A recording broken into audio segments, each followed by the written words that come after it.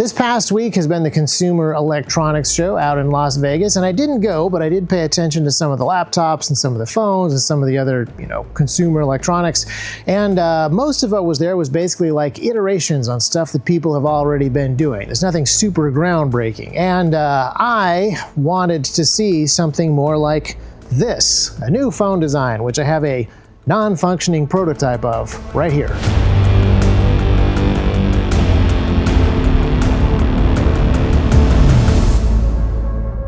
So, right off of the bat, this looks like your average folding phone. Those are things that are all the rage at CES this year. We've had foldable screens for about 5 years now on the market. Not even tests, but actual products that you can buy. And so this year, Samsung has a tri-fold phone that does a very cool thing. Huawei has one, of course, and then lots of people have simple one-way hinge, simple phone folds like this.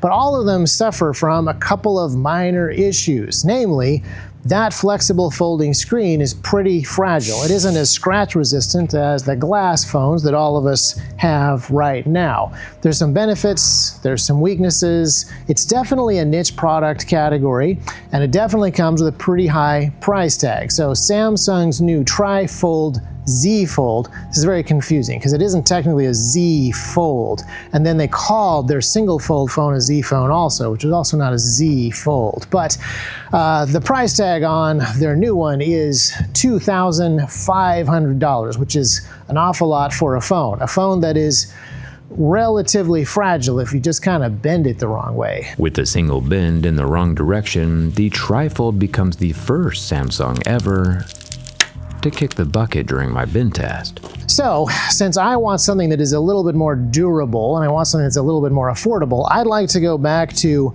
phones that fold out with multiple flat screens. So this is not a flexible screen, this is 3 separate screens, but once you put them together, you actually end up with something that is much more usable for large screen formats than your regular phone, but it also works in your basic phone format. Now, this non-functioning prototype is completely empty, and then it would need some fancy hinges. I'm faking that with magnets. It's a really easy way to fake certain complex spring movements. If you look at props in movies, a lot of times fancy hinges are just ribbons and magnets. But if you look at what we've got here in the design, there's a couple of things that are actually very old-fashioned features.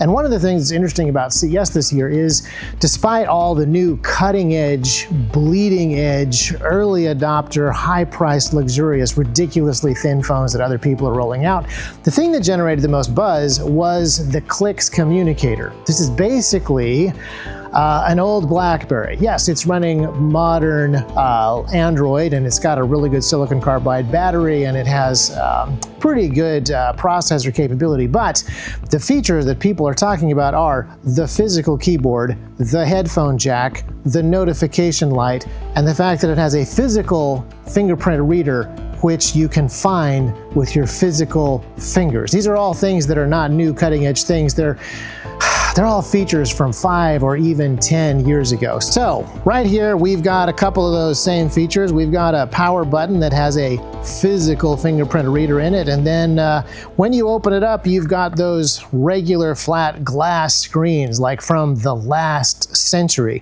But when you open it up, you do have some thinness and some lightness, and you have not quite a 16:9 display, but something that you can do some actual work on.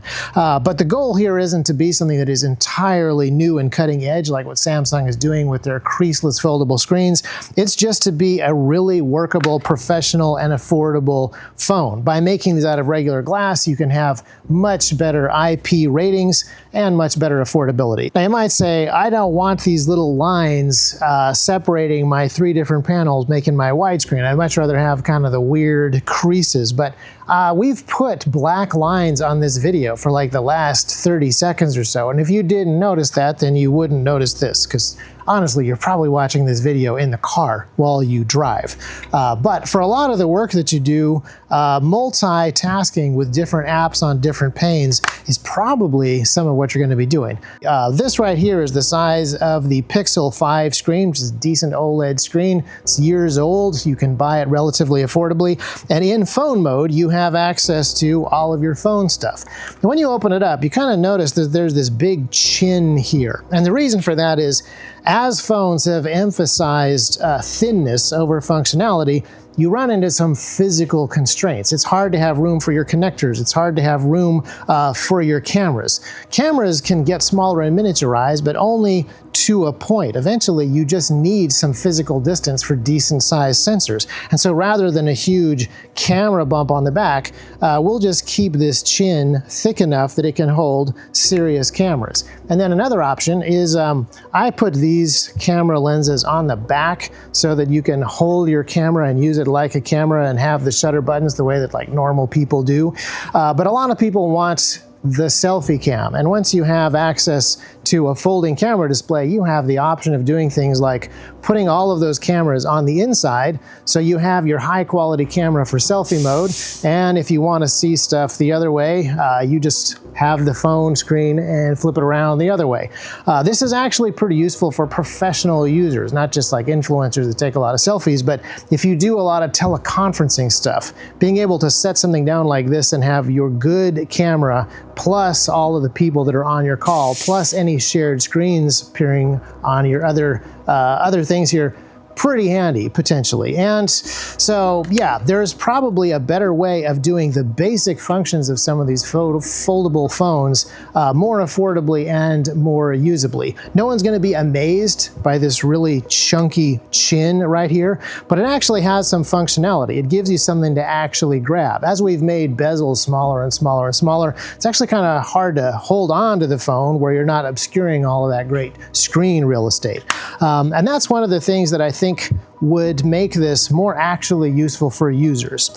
Now, there's also some little design areas here that I think improve on some of the stuff on the market. Like, I've got these little cutouts where you can grab the segments of the screens and open them up. And inside of those little cutouts are where we have the speakers and the microphones, so that when it's in phone mode, you have stereo speakers top and bottom that give you good stereo sound. And then when you open that up into tablet mode, they are left and right, still giving you good speaker sound. And then microphones for your microphone array stuff, which is all stock standard phone stuff today. And this is a relatively simple design, because on the back here, you've got your motherboard and your wireless charging and all of your cameras and connectors and stuff. The only thing that really need to live inside of these display sections are displays, speaker, microphone, and battery. If you put a thin silicon carbide battery in each of your two screen sections, you end up with something that is relatively straightforward and relatively well balanced. The tricky part, again, is those hinges. And I actually started to draw up the hinges and how they would work. It's not the sort of thing that I'm really set up to make for a weekly experimental, just kind of messing around video, but it would be kind of fun to build. And then the other thing that I want people to experiment with some of these different multi-screen phones, is not just Android that stretches as you open it up and icons that move around, but I'd like to have virtual desktops that do different things. So when I go to phone mode, rather than all of my content getting squished, I'd like a phone mode. And then when I open up book mode, I'd like to open the virtual desktop that has my book mode stuff in it. And then when I open up tablet mode, I'd like it to go to the virtual desktop that has my tablet stuff in there. So that gives me one device, and it doesn't just have 3 configurations, but it gives me like 3 different working sort of spaces. It acts like 3 different devices, so I can quickly close it to jump onto a phone call, open it back up, and I'm right where my workspace left off. All kinds of things that you could do with these devices that haven't really seen anybody develop yet. And then there's also room inside of this giant chin here for, believe it or not, a headphone jack. And I even made room for that Samsung S Pen. I actually have really enjoyed using the stylus on the Samsung, and it does some of this multiple workspace thing. When I pull out my stylus without turning the phone on, it instantly gives me a notepad mode. This is a super handy thing that I use to take notes all the time. And then when I turn off the screen and turn it back on, I jump into a phone mode, and now I have all my regular stuff on here, which actually includes handwritten notes. So we can now have a ridiculously thin foldable that turns into a tablet, and it still has room for that stylus, and it still has a lot of options for different modes. Pulling out the stylus when it's in book mode or phone mode or tablet mode could all do different things. They can all be really easily controlled. And if I wanted to be in notepad mode, I probably want to actually hold the phone like this. So this should be an ambidextrous phone that does different things based on how you're holding it, assumes you want to do different things with it based on the configuration. That's a place where there's a lot of easy experimentation that phone makers aren't really leaning into very hard, and I think that that will be good. So this is an idea that I am not going to pursue. I want to let phone makers know this is 100% non-patented. Please steal this idea and go make one of these for me. Go make a phone where everything is flat, everything is flush, everything is very self-contained. We have some of those old-fashioned features like headphone jacks and SD card readers. And we make this thing affordable and rugged and usable in a bunch of different configurations because I actually think there's a market for that. That Clicks communicator, which is such a basic 4-inch screen, physical keyboard, the fact that people want an old-fashioned phone made with modern features and modern batteries, I think is a reason for us to re-examine some of this stuff that we used to do in the past, just again with some modern updates. So I'm not saying that this is the future, but it might be the sort of thing that people are more interested in than just pursuing that ultra-thin, super bleeding edge, luxurious feature set, but still actually is functioning the same way as our pre-existing devices.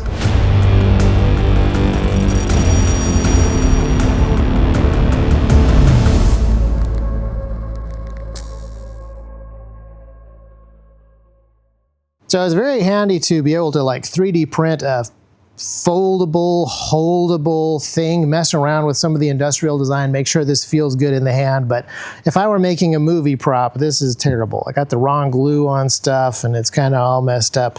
Definitely needs another variation with some extra magnets and ribbons to hold things together. But this could totally be a prop, just a little bit more attention to detail. And I would extend a couple of things, but this whole thing, very comfortable in the hand. Somebody should go make a second draft of this concept.